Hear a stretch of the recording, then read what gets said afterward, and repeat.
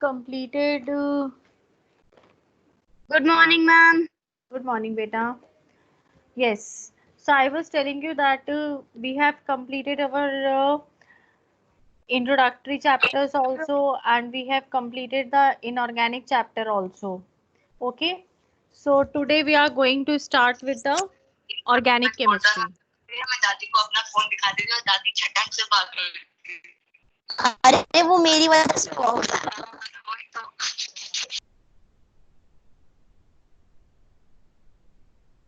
Okay. Okay, fine.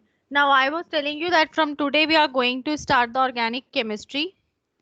बहुत आराम आराम से धीरे धीरे से we are going to move and whatever we do in a daily basis classes उसको daily का daily आप लोगों को practice करना है because this organic chemistry of the class 11th will be your basis for the class 2 and even after the class 12 and even after the class 12 also.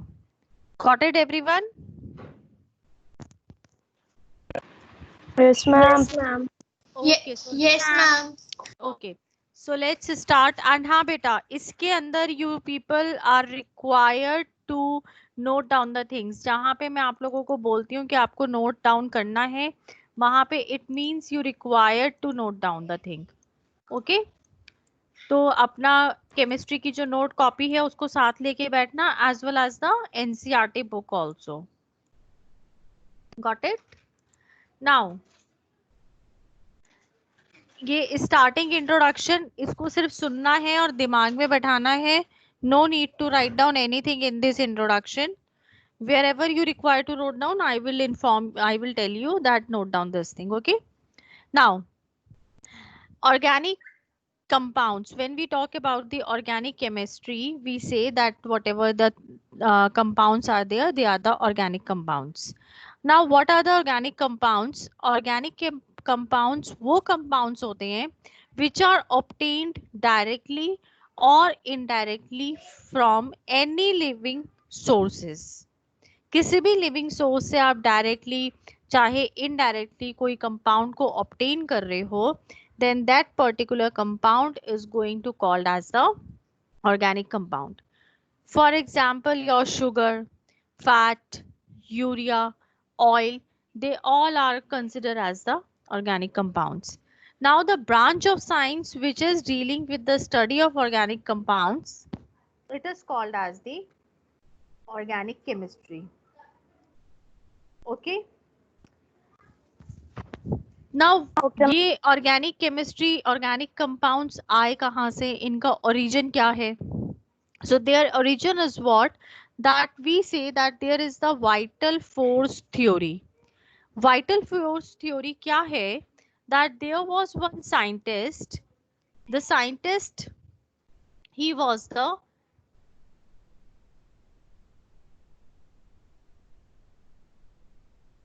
Swedish scientist. Okay, and his हमें name आपके साथ was. साथ notebook में note करते जाना है। बेटा ये वाला नोट नहीं करना, मैं आपको बोलूंगी, ये वाला सिर्फ सुनना है. इसमें से कोई क्वेश्चन नहीं आता है, लेकिन हमें बैकग्राउंड पता होना चाहिए. ओके, तो जो नोट करना है वो आप व्हाट्सएप पे भेज दोगे नहीं ग्रुप वो में? मैं आपको बोलूंगी कि ये नोट करना है तो वो नोट करना है आपको. ठीक है, अभी कुछ नोट नहीं करना. नाउ हाँ, केमिस्ट्री रजिस्टर जो है directly note down there only. This what I am saying, this only listen. जब नोट करना होगा मैं आपको बोलूंगी. Okay, there was the one scientist, scientist ज्यादा हम इसको केमिस्ट बोलते हैं. he was one chemist. he was a Swedish means कि वो स्वीडन से था. his name was the Berzelius. okay, and this Berzelius scientist, what was there that this Brazilian scientist in the year 1815, he put forward one hypothetical statement. Hypothetical का मतलब क्या होता है? Hypothetical का मतलब होता है कि you are not having any written proofs. हमारे पास कोई भी रिटन में कोई प्रूफ नहीं है. हमें जो चीज लगी, जो सिंथेसिस, जो थ्योरी हमारे माइंड में आई, हमने ऑब्जर्व किया, हमने उसको सबके सामने रख दिया. That is called as your hypothetical. Now वो हाइपोथेटिकल स्टेटमेंट ये था कि कोई भी ओरिजिन या सिंथेसिस ऑफ ऑर्गेनिक कंपाउंड जो है उसको हम वाइटल फोर्स थ्योरी कहते हैं। इसका मतलब क्या हुआ कि जितने भी ऑर्गेनिक कंपाउंड्स हैं वो आप सिर्फ नेचुरली ऑब्टेन कर सकते हो। मींस कि जितने भी सिंथेसिस होते हैं ऑर्गेनिक कंपाउंड्स के वो सिर्फ और सिर्फ लिविंग प्लांट्स और एनिमल्स में ही हो सकते हैं।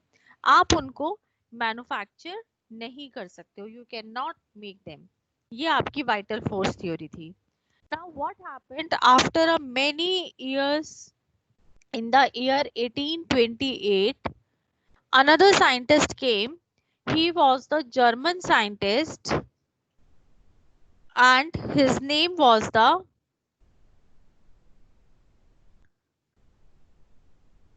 Frederick Waller. ओके, अब ये जो फ्रेडरिक वॉलर था ये अपना लैब के अंदर, केमिस्ट्री लैब के अंदर काम कर रहा था एंड काम करते करते what happened, accidentally he obtained the urea. What happened कि एक उसका कंपाउंड बना एंड दैट पर्टिकुलर कंपाउंड जब वो बना उसने उसके ऊपर स्टडी करी तो उसने ये देखा कि एक ऑर्गेनिक कंपाउंड जो हमें नेचुरली मिल रहा था उससे मिलती जुलती इसकी प्रॉपर्टीज थी। So what happened over here कि उसने कहा कि इस कंपाउंड का नाम यूरिया है एंड इसकी जो प्रॉपर्टीज हैं that properties are similar to the organic compounds. Now how he manufactured organic compounds? He took the ammonium chloride, that is your NH4Cl. He added in then KCNO. KCNO आपका हो गया potassium साइनेट।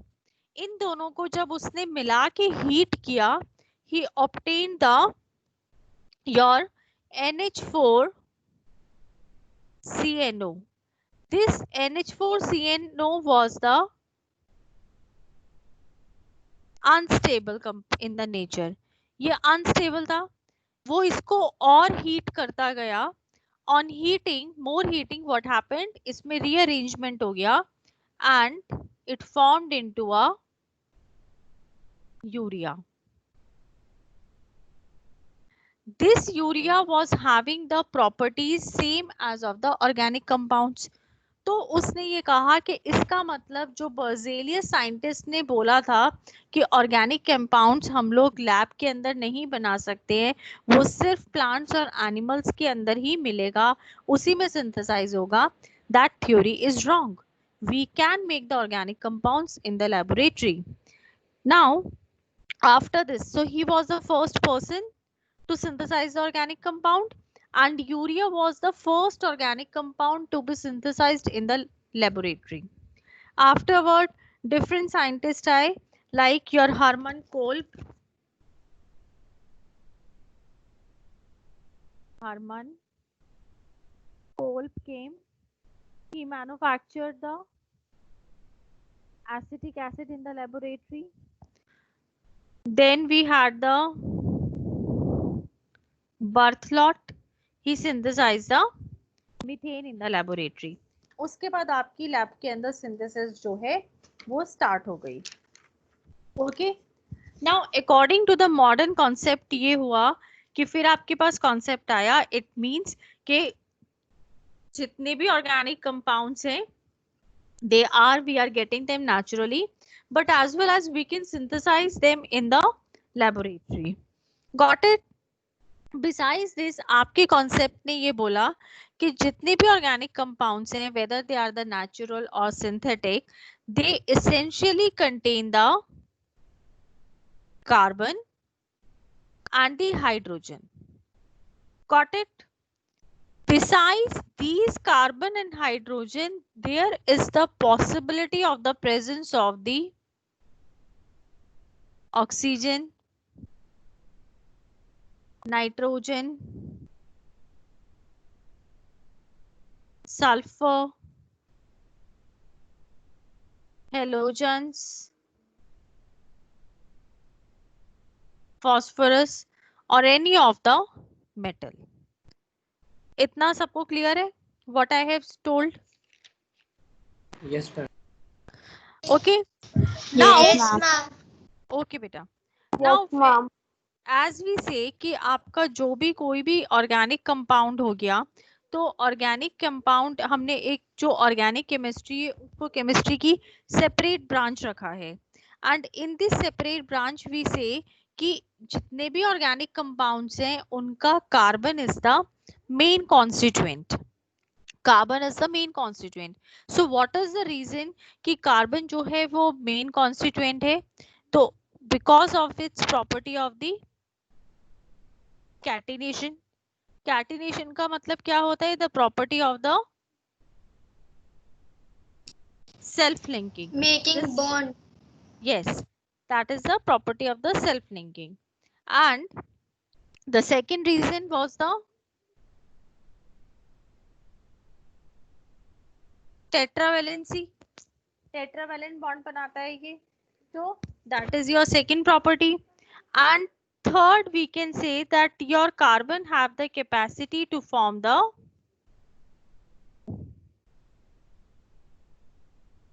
multiple bonds. ये multiple bonds बना सकता है.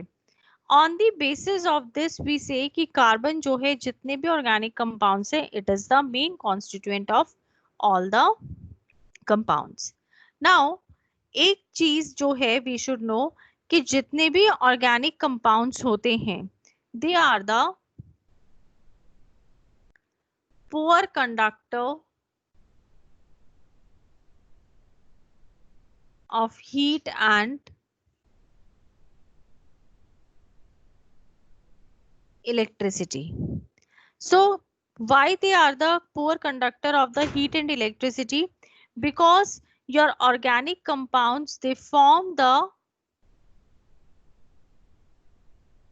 covalent bond. Means there is no charge, no development of the charge. Therefore, they are the poor conductor of heat and electricity. Besides this, हम कहते हैं कि whatever the organic compound we are having, they have low melting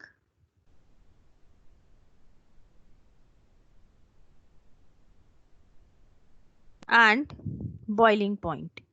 Okay, so why they are having the low melting and boiling point? Because intermolecular force between these compounds is weaker. And we have done कि जो covalent compounds होते हैं उनका intermolecular force जो है वो weak होता है compare to the ionic compounds. Therefore, they melt or boil at the room temperature and are volatile in the nature. Got it? This much you people have got it? Yes, ma'am. Yes, ma'am. ये आपका एक brief introduction था about the organic compounds. From now you people are required to note down the few things जो अभी मैं I am writing over here. Write in the short hand writing, मतलब short form में भी आप लिख सकते हो, नो इश्यूज, बिकॉज वो चीजें भी आपको सिर्फ माइंड में याद रखनी है. नाउ बुक में लिखना है. बेटा कॉपी में लिख लोगे तो ज्यादा अच्छा रहेगा. मैम क्या लिखना है? I am writing beta. Now you have to start writing. Ma'am chapter कौन सा है? Organic chemistry beta, chapter unit number 12. सारा page number 335 chemistry part 2.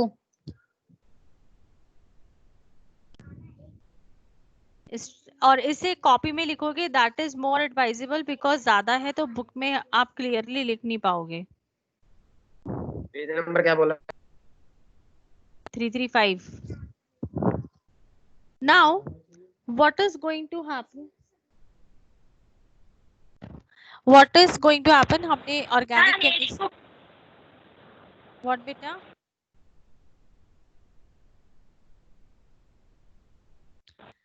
Ma'am मेरी बुक में तो पेज नंबर 326 है.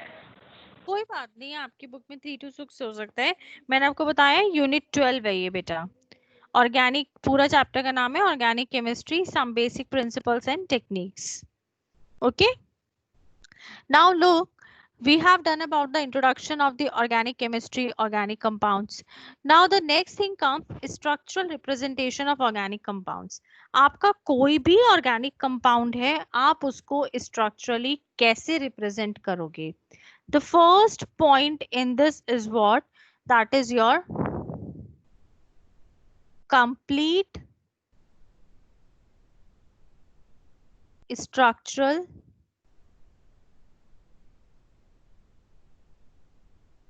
formula. Now when we talk about the complete structural formula, तो इस complete structural formula का focus is on the electrons involved in bond formation. This is for your understanding, okay? Up, whenever you are going to write down the complete structural formula, you are going to represent it by dash. Like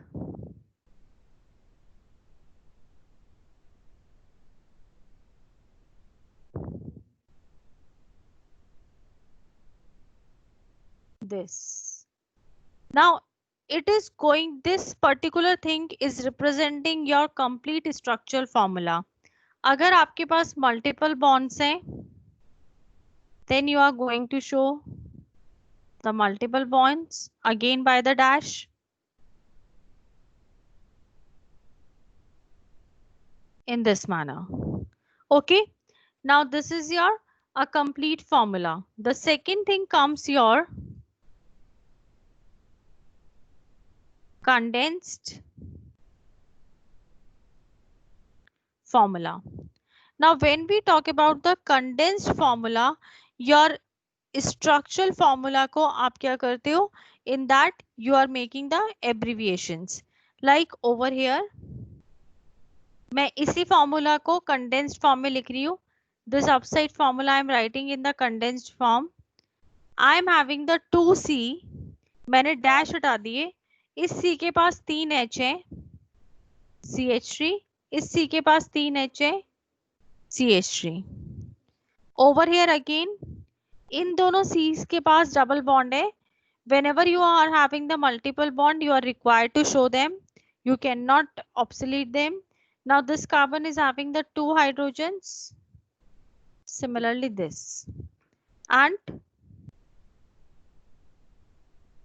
this. If you are having any functional group, in this manner. Okay. The third point comes in the representation is your. Ma'am एक बार slide दोबारा ma'am एक बार scroll कर दो. Okay बेटा, okay. लिख लो आप लोग. When you all write, then tell me. I will write it. I will move it. Done. Ma'am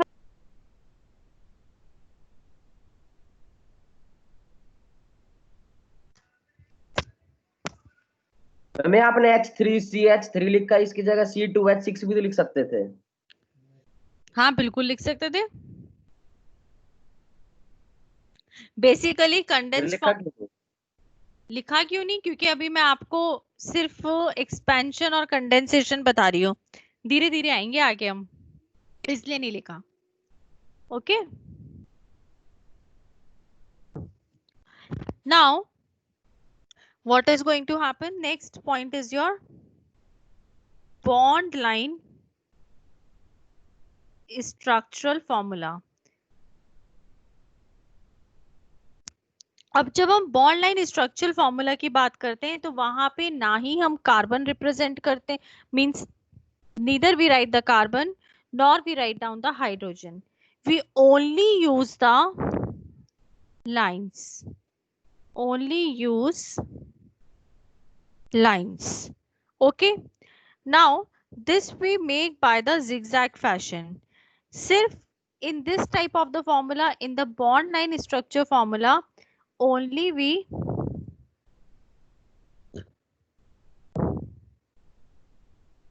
represent only special atoms.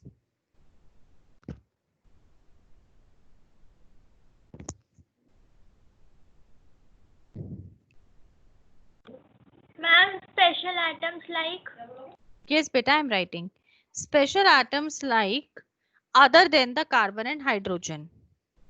Other than the carbon and hydrogen, like oxygen, nitrogen, chlorine, fluorine,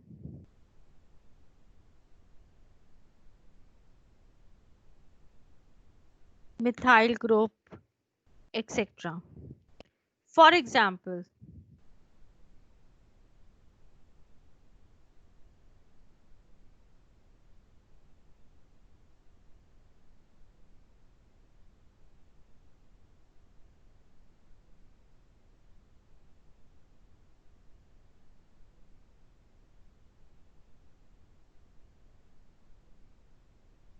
okay?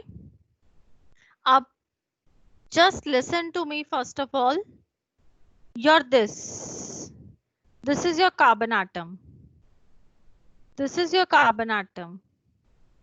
Every joint is your going to be the carbon atoms.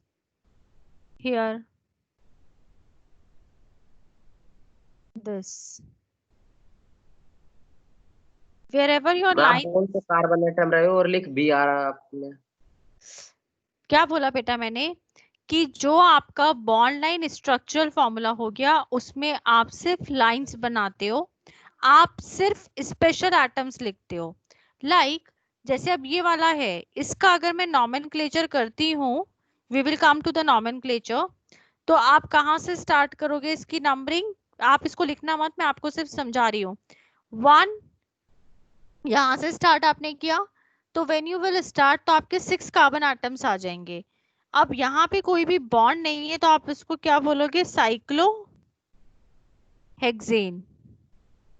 और first position पे chlorine है तो 1 chloro. जैसे मैंने यहाँ पे Br लिखा है ना बेटा, तो नीचे ये देखो मैंने एक बॉन्ड बनाया है। मतलब कि क्या है कि इस कार्बन एटम के पास एक ब्रोमीन एटम भी है। आपका हर एक कार्बन के पास 4 बॉन्ड होते हैं ना, तो इस कार्बन का एक यहाँ आ गया, एक यहाँ आ गया, एक हाइड्रोजन हो गया और ये एक Br हो गया। गॉट इट बेटा?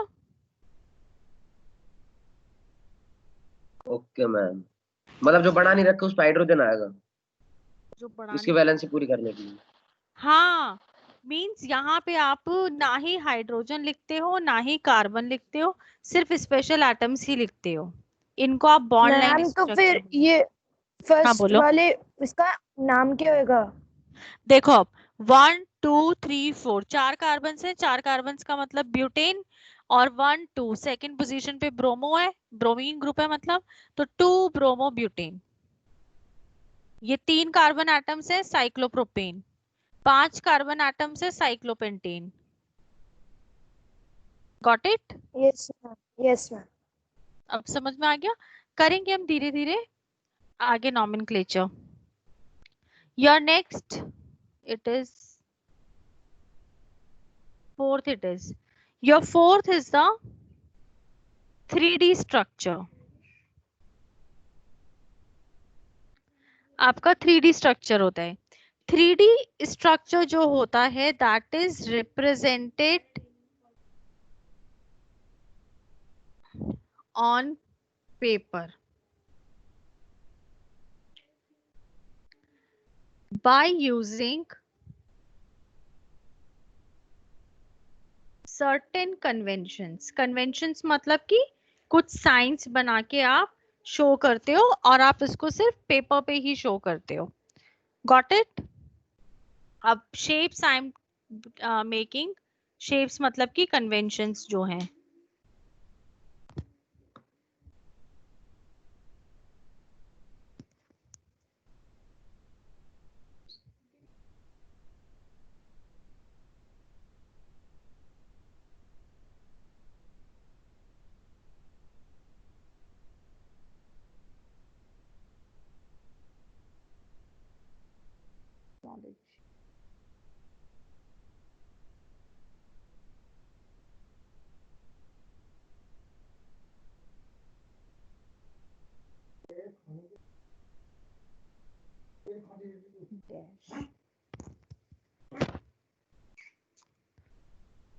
इतना लिखा आप लोगों ने?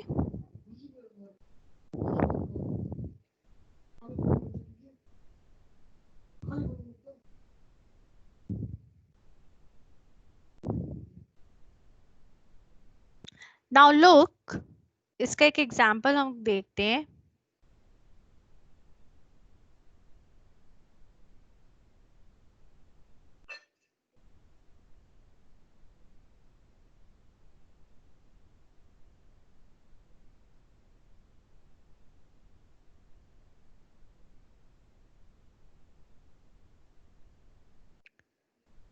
ओके, नाउ लुक, आपके यहाँ पे मैंने 3 टाइप्स के बॉन्ड बना दिए हैं, इजंट इट?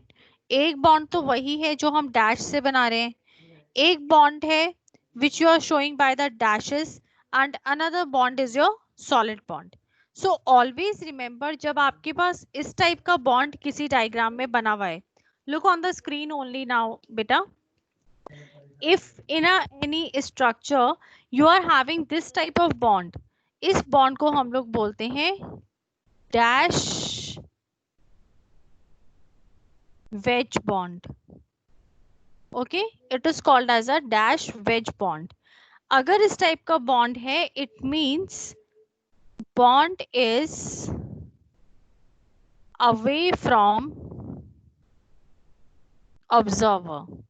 ये 3 dimensional bond है ना, so bond is away from the observer. If you are having this solid wedge bond, it means bond is towards observer. Okay, and ये वाला जो bond हो गया, these are the simple bonds in plane of paper.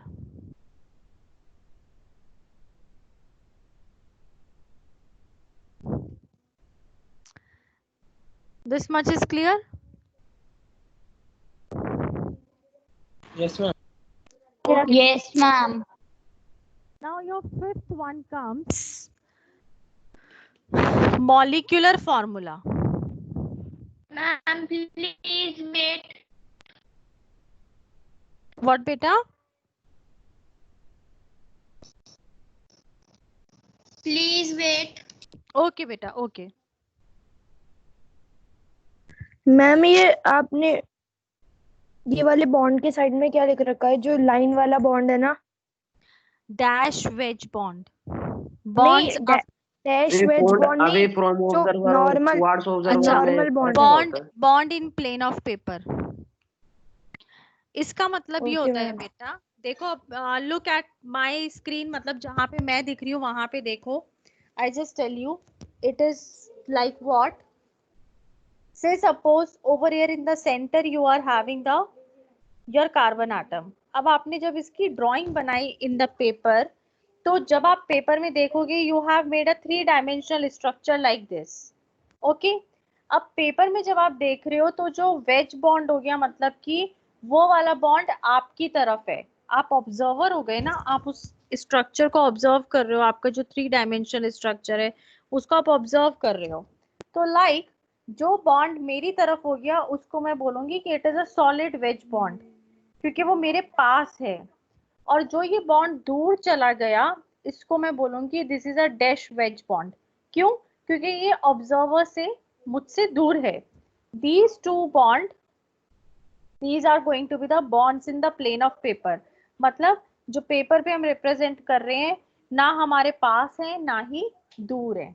this type we do the 3D structure. जो 3D drawings हो गई, 3D drawings का ये तो पैटर्न होता है. बोलो बेटा आप. Yes ma'am. Got it? Ma'am ये बॉन्ड की वजह से तो फिर नेम भी चेंज हो जा, केमिकल नेम, मतलब जो इनका नेमिंग करते हैं वो भी चेंज हो जाता है? नहीं बेटा, उनका नेम चेंज नहीं होता है, नेम रिमेन सेम, बिकॉज आपके जो बेसिकली कार्बन, हाइड्रोजन या कोई स्पेशल एटम है तो वो तो वैसे ही रहते हैं. बस आप ये देखो, मैं आपको ये समझाती हूँ। एक होता है कि हमने एक फ्लावर पॉट बनाया, नॉर्मल ड्राइंग आपने बना दी पेंसिल से। एक आपने फ्लावर पॉट बनाया 3D स्ट्रक्चर। तो जब आप 3D स्ट्रक्चर बनाते हो तो आप उसकी शैडो भी शो करते हो ना, in that, if I am not wrong, yes ma'am. है ना? तो ये Yes, ma'am. 3D स्ट्रक्चर, ये 3D स्ट्रक्चर है उसका। लाइक अगर मैं इसको बनाऊंगी, मैं नॉर्मली बनाती हूँ मैं इसको, तो आप ऐसे बनाओगे, isn't it?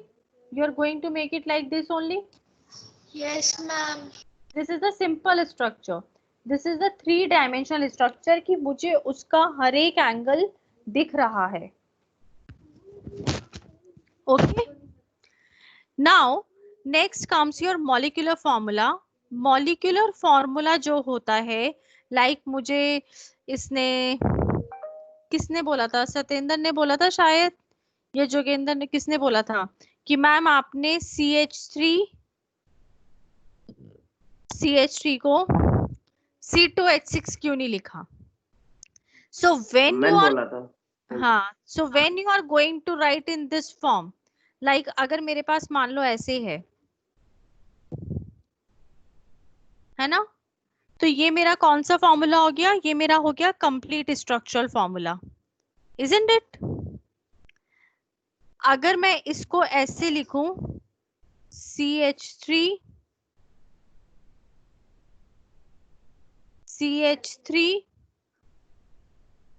and then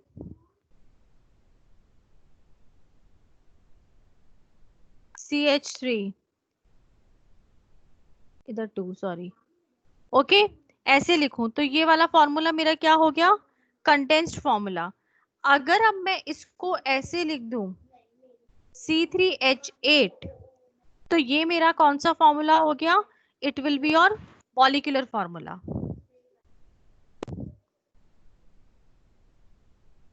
got it? कि मैंने वहां पे C2H6 क्यों नहीं लिखा था? Now got it? Yes, ma'am. Then your sixth one, you have the Excuse me, ma'am. yes बेटा। मैम molecular formula में लिखना क्या है हमें? Nothing you have to write, just you represent it like this कि ये आपका complete structural formula हो गया, this is going to be your condensed formula and this is going to be your molecular formula. Okay? Because जो हमारे पास अब 11th-12th में questions आते हैं ना, तो उसमें कोई स्ट्रक्चर 3D फॉर्म में भी हो सकता है, कोई स्ट्रक्चर बॉन्ड लाइन फॉर्म में भी हो सकता है, कोई ओपन भी हो सकता है। That's why we are studying this.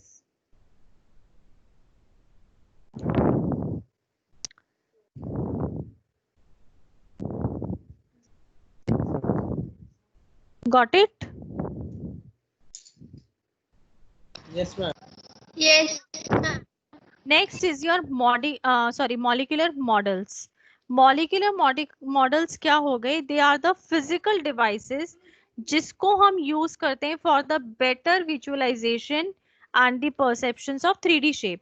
Like जो मैंने यहाँ पे अभी 3D स्ट्रक्चर बनाया था, आपने मुझसे कहा कि मैम इसका फायदा क्या है? फिर तो कंपाउंड का नेम ही चेंज हो जाएगा।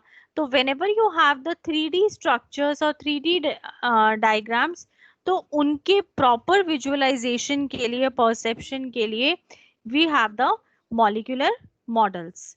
मॉलिक्यूलर मॉडल्स कैसे होते हैं? They are like the ball and stick models और your framework model, like this कि मान लो आपने एक बीच में एक बॉल रख दिया and you said that this ball is the carbon atom, और उसके चारों तरफ आपने 3 छोटे बॉल्स लगा दिए and you have said them they are the hydrogen atoms. In your school chemistry lab you have gone so many times. Yes, ma'am. We have seen that structure. You have seen that structure na? We are having so many structures, so they are the basically molecular models. Like ma'am उसमें अलग अलग colour की ball से अलग अलग उसको represent करते हैं। yes, for example अगर मैं CH3 बनाऊं तो मैं ऐसे बना दूंगी। My CH3 will be what? My this center is your carbon atom. This is your one hydrogen, another hydrogen. This is your another hydrogen. So this is going to called as the molecular model. Got it?